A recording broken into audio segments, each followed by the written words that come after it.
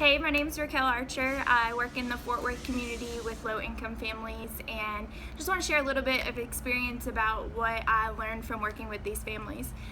Families will come to us with different needs. A lot of them are being pushed out of their homes, out of their communities that they've lived in and grew up their entire lives due to the development that's going on in Fort Worth.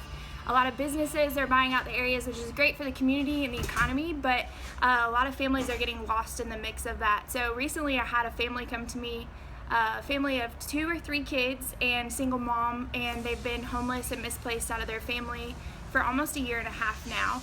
So when I got news of that, I started calling around to different shelters, and a lot of the shelters were full. They couldn't accommodate the family. They could maybe accommodate just the kids, but when kids experience that type of crisis, they don't want to be separated from their homes. They don't want to be separated from their families, and so it's hard to find them a place where the family can stay together.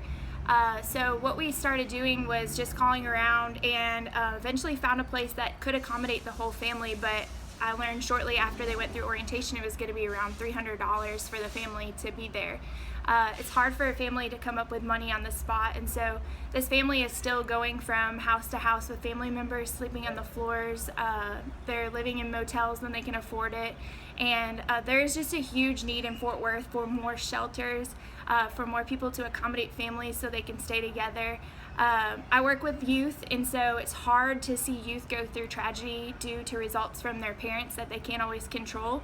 So having them separated from their parents is something out of their control, and so I believe opening more shelters and supporting shelters in the Fort Worth community will help provide opportunities for kids to stay with their families, continue to be successful in school, get that support that they need from the shelter and from their family, and just get that extra support to be successful, to have those needs that they need.